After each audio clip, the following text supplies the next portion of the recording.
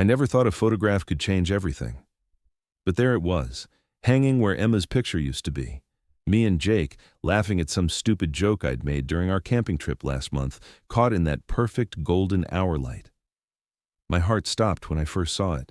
Let me back up. I'm Connor, 26, and I've been living with Jake for almost 2 years now. We found this little 2-bedroom apartment in the city when we were both desperate to escape our respective bad living situations. He was coming off a rough breakup, and I was fleeing a nightmare roommate who never paid rent on time. We connected through a mutual friend, met for coffee, and somehow just clicked. Within a week, we were moving boxes into this place, arguing about where the couch should go and whether we needed that many throw pillows. Spoiler alert, Jake won the pillow debate. Jake's the kind of guy everyone loves. Tall, athletic build from his years playing college soccer, with this messy dark hair that somehow always looks intentionally styled, even when he rolls out of bed. He's got these green eyes that crinkle when he smiles, and he smiles a lot. He works in graphic design, freelances mostly, which means he's home a lot. I'm in marketing, 9-to-5 corporate grind, so our schedules worked perfectly. He'd have dinner ready sometimes when I got home, nothing fancy, but the gesture always made my chest tight with something I refused to examine too closely. Because here's the thing I haven't mentioned yet. I'm gay. Jake's straight. Or at least, he's always been straight. He had Emma when we moved in together. They'd been dating for 3 years, and from what I gathered during those first few months, they were solid. She was nice enough to me, a kindergarten teacher with blonde hair always in a ponytail and a laugh that filled rooms. She'd come over most weekends, and I'd make myself scarce, head to a friend's place, or lose myself in a book at the coffee shop down the street. I'd accepted my role.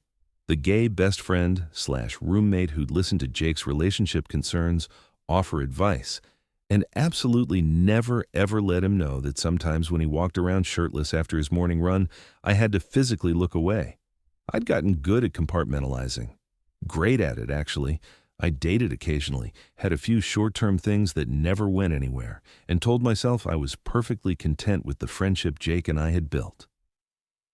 Then, 6 months ago, Emma ended it. She sat Jake down on our worn couch, the one we'd bought together from a Facebook marketplace seller who had 3 cats, and told him she'd accepted a teaching position in Seattle. She wanted him to come with her. He said no. He loved his work here, loved his life, and he wasn't ready to uproot everything. She left 3 weeks later. I expected Jake to fall apart. Instead, he seemed almost relieved. He was sad.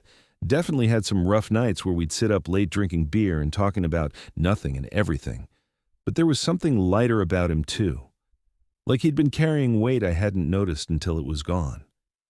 That's when things started shifting between us. Subtle at first. He'd always been affectionate, the kind of friend who'd clap you on the shoulder or pull you into a hug without thinking. But it increased. His hand would linger on my back when he passed behind me in the kitchen. He'd sit closer to me on the couch during our movie nights, close enough that our thighs touched. He started asking my opinion on everything, what shirt he should wear, whether he should take a new client, if I thought he should cut his hair. I told myself I was reading into things, projecting my own feelings onto innocent gestures. Jake was straight, newly single, probably just lonely and leaning on our friendship harder than usual. I'd been through enough one-sided crushes in my life to recognize the signs. I wasn't going to be that guy who misinterpreted kindness for something more. Then came the camping trip. Jake's idea. He'd been talking about wanting to disconnect, get out of the city, breathe some clean air. Did I want to come? Of course I did. I would have followed him anywhere, though I'd never admit that out loud.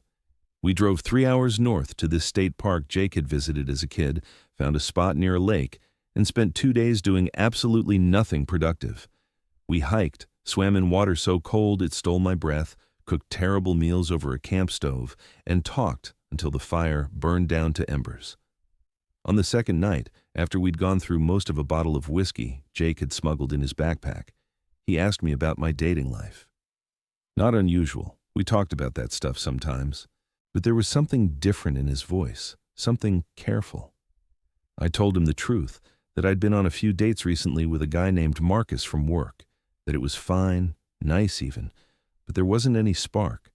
that I was starting to wonder if maybe I was too picky or if I'd built up some impossible standard in my head that no real person could meet. Jake was quiet for a long time after that, staring into the fire. Then he said, "What would that person be like? Your impossible standard?" Well, I should have deflected, made a joke, changed the subject. Instead, the whiskey made me honest. I described someone kind, I said. Funny. Someone who made me feel safe enough to be completely myself. Someone who remembered little things like how I took my coffee or that I hated tomatoes but loved marinara sauce. Someone creative, passionate about their work. Someone who could make me laugh even on my worst days. I was describing Jake. We both knew it. The air between us felt electric, charged with something unnamed. He looked at me across the fire, and I couldn't read his expression. Then his phone buzzed, shattering the moment. A client emergency. We spent the next hour dealing with it, and by the time we got back to just sitting, the spell was broken. We went to bed in our separate tents, and neither of us mentioned that conversation again, but Jake took photos the next morning. Lots of them. His idea. He said we needed to document the trip, that we never took pictures together. He asked a passing hiker to snap one of us by the lake, his arm around my shoulders, both of us genuinely happy. I didn't think much of it at the time. That was a month ago. We came home, fell back into our routine. Jake seemed different, though, more thoughtful. He'd catch me looking at him sometimes and hold my gaze just a beat too long. Once, I woke up at 2 a.m. to get water and found him sitting in the dark living room, just thinking. He said he couldn't sleep. I sat with him for a while, neither of us talking, and eventually we both went back to bed. Then yesterday, I came home from work to find Emma's picture gone. For 2 years, there'd been this framed photo of her and Jake on the shelf by our TV. Her hugging him from behind, both of them at some beach, sunset painting everything gold. It was a good picture. After she left, Jake never took it down. I figured he just hadn't gotten around to it, or maybe it didn't bother him enough to matter. But yesterday, it was gone. In its place, nothing. Just an empty spot on the shelf.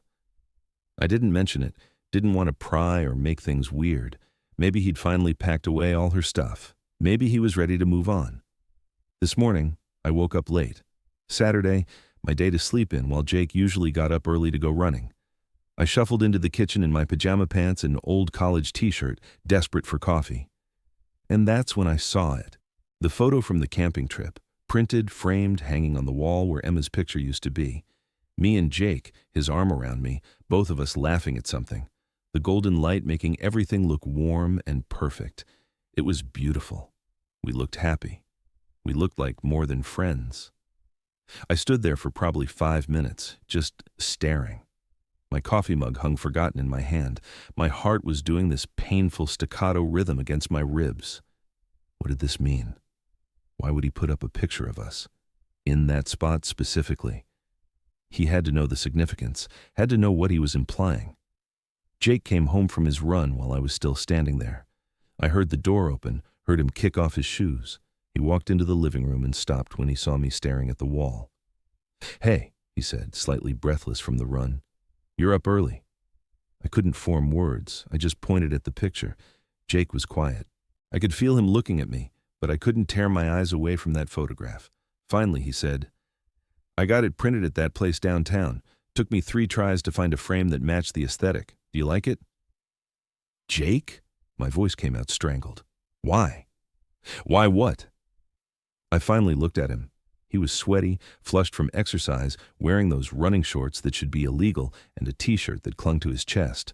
But his expression was uncertain, almost vulnerable. I'd never seen Jake look unsure of himself.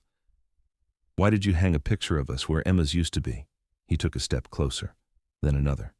He was close enough now that I could see the rapid pulse at his throat, could smell his familiar scent mixed with sweat in the outdoors. "Because," he said slowly, "that's where pictures of people I love are supposed to go." The world tilted. "Jake, we're friends. You don't have to—" "Connor." He cut me off, saying my name like it meant something. "I'm going to ask you a question, and I need you to be honest with me. Can you do that?" I nodded, not trusting my voice. "That night at the campfire, when you described your impossible standard, Were you talking about me? I could have lied. Should have lied. Protected myself, protected our friendship, protected the careful balance we'd maintained, but I was so tired of hiding, so tired of pretending that living with him wasn't the best and worst thing that had ever happened to me. Yes, I whispered. Jake's face did something complicated. Relief, fear, hope, all mixed together. Okay, good. Because I've been losing my mind for the past month trying to figure out if I was reading this whole thing wrong. Reading what wrong? This. Us. He gestured between us. Connor, I broke up with Emma because of you. That stopped me. What? No. She moved to Seattle. She wanted you to go with her. And I said no because the thought of leaving you made me physically ill. Jake ran a hand through his hair, making it stand up in messy spikes. I told myself it was because we were good friends, because I'd miss having a roommate I actually liked. But that wasn't it. I didn't want to leave you because somewhere along the way, you became the most important person in my life. I was shaking, actually shaking. Jake, you're straight. Am I? He laughed, but it wasn't a happy sound. I've been asking myself that question for 6 months now, maybe longer if I'm honest. I don't know what I am, Connor. I've never looked at guys before, never wanted to. But you? I can't stop thinking about you, about us, about what it would be like if we were more than this. You're confused, I said desperately, even though everything in me wanted to believe him. You just got out of a long relationship? You're lonely? You're in love with you? He said it simply, like it was the most obvious thing in the world. I'm in love with you, Connor. I have been for a while now, and I've been terrified to say anything because what if I'm wrong? What if I ruin the best friendship I've ever had? But then I realized I was already ruining it by not being honest. I couldn't breathe. This wasn't happening. This was some elaborate dream, and I'd wake up any second to find everything exactly as it had always been. Jake reached out slowly, giving me plenty of time to pull away, and took my hand. His palm was warm, slightly rough. His thumb traced circles on my wrist. That picture, he said softly. I look at it every day on my phone. We look so happy, so right together, and I kept thinking, why can't that be us? Why can't I have that? And the only answer I could come up with was fear. I was afraid of what it meant, afraid of changing everything, afraid I wasn't enough or that I'd hurt you by not knowing what I'm doing. And now? I managed to ask. Now I'm more afraid of not trying. He squeezed my hand. I hung that picture there because I wanted you to see it, wanted you to ask me about it. I've been trying to work up the courage to tell you for weeks, but every time I got close, I chickened out. So I thought maybe if I showed you instead. This is insane, I said, but I didn't pull my hand away. Jake, I can't be an experiment. I can't be the thing you try to figure out your sexuality. I've been there before, and it destroys you. You're not an experiment, he said it fiercely. You're the person who makes me laugh when I'm stressed about a deadline. You're the person who leaves me notes when you know I've had a bad day. You're the person who learned to make my mom's soup recipe when I got sick last winter, because you knew it would make me feel better. You're the person I want to tell when something good happens. The person I think about first thing in the morning and last thing at night. That's not an experiment, Connor. That's love. Tears were burning in my eyes. I'd wanted this for so long, had imagined versions of this conversation hundreds of times, but I never let myself believe it could actually happen. I'm scared, I admitted. Me too. Jake brought his other hand up to cup my face, his thumb brushing away a tear that had escaped. But I'm willing to be scared if you are. We can figure this out together. Go slow. I don't need to have all the answers right now. I just need you to give me a chance. I looked into his green eyes, saw the fear there, but also the hope, the certainty beneath the uncertainty. This was Jake, my best friend, the person who knew me better than almost anyone, and he was offering me everything I'd ever wanted. Okay, I breathed. Okay, yes. The smile that broke across his face was brilliant. Yeah? Yeah, I laughed, slightly hysterical. But if this goes wrong, I'm keeping the apartment. Deal. He was still holding my face, still standing so close I could count his eyelashes. Can I kiss you? I've been thinking about it for so long, and I really want to, but I don't want to rush you or... I kissed him, rose up on my toes and pressed my lips to his, cutting off his nervous rambling. For a second, he froze, surprised. Then he was kissing me back, tentative at first, then deeper. His arms wrapped around me, pulling me close. He tasted like mint toothpaste and possibility. It was everything. The world could have ended around us, and I wouldn't have noticed. All that existed was Jake's mouth on mine, his hands in my hair, the small sound he made when I pressed closer. We kissed until we were both breathless, until my lips felt swollen and my heart was racing so fast, I thought it might give out. When we finally pulled apart, Jake rested his forehead against mine. "Wow," he said. "Yeah." I couldn't stop smiling. "Wow." "So," he said, still holding me like he was afraid I'd disappear, "what do we do now?" I looked over at the picture on the wall. Us, happy and laughing in the golden light. "I guess we figure it out together." Jake kissed me again, softer this time. "I can work with that." We spent the rest of the day on the couch, talking about everything, what this meant, what we wanted, our fears and hopes. Jake admitted he'd been researching, reading articles and forums about sexuality, trying to understand what he was feeling. I told him about all the times I'd almost said something, almost crossed that line, and how hard it had been to keep my feelings locked away. "I noticed," he said quietly, "the way you'd look at me sometimes. I thought I was imagining it, projecting what I wanted to see. But there were these moments where I was almost sure, and then you'd pull back and I'd convince myself I was wrong. I got good at hiding it. Too good." He laced our fingers together. "No more hiding, though, from each other or anyone else. I want this to be real." That night, we remade our bed. Not literally, though Jake did suggest we get a bigger one if we were going to share, but figuratively. We set boundaries, talked about what we were comfortable with, what we wanted to take slow. Jake was nervous about the physical stuff, not because he didn't want it, but because he'd only been with women before. I promised we'd go at his pace, that there was no pressure. We fell asleep in his bed, curled around each other. It felt right in a way nothing else ever had, like I'd been waiting my whole life to fit into this space beside him. The next few weeks were an adjustment. Good, but strange. We were learning each other in new ways, navigating the shift from friends to something more. Jake was affectionate, almost clingy, like he was making up for lost time. He'd pull me into kisses in the kitchen, hold my hand while we watched TV, call me from his office just to hear my voice. We told our friends gradually. Most were surprised but supportive. A few made jokes about how they'd seen it coming. Jake's parents were confused at first, his mom especially, but they came around. They'd always liked me. My parents were thrilled. My mom actually cried, said she was happy I'd found someone who treated me so well. It wasn't perfect. Jake had moments of doubt, times when the reality of being with a man hit him and he'd get quiet, withdrawn. We'd talk through it, and he'd always come back to the same conclusion. Whatever label he ended up with didn't matter as much as the fact that he loved me. That was enough. I had my own fears, too.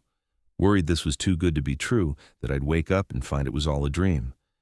But Jake was patient, consistent, showing me every day that he was in this for real. 3 months in, we were lying in bed one Sunday morning, lazy and content. Jake was tracing patterns on my bare shoulder, and I was half asleep, warm and comfortable. "Hey," he said softly. "You awake?" Barely. "I've been thinking. Dangerous." He pinched my side gently. "Shut up, I'm trying to be serious." I rolled over to face him, taking in his sleep-mussed hair and soft expression. "Okay, I'm listening." "That picture," he said. "The one I hung up. I want to take more. Fill this whole apartment with pictures of us. Document everything, our life together." My throat tightened. "Yeah? Yeah." He kissed my forehead. "And maybe eventually we get a bigger place. Something that's ours from the start, not something we fell into. And maybe we get a dog. You've always wanted a dog." "Jake?" I couldn't keep the emotion out of my voice. "You're talking about a future." "Of course I am." He looked confused. "Connor, I love you. I want to build a life with you. Is that okay?" I kissed him instead of answering, poured everything I felt into it. When I pulled back, I said, "More than okay. It's everything." He smiled, that brilliant smile I'd fallen for years ago. "Good. Because you're stuck with me now. I can live with that.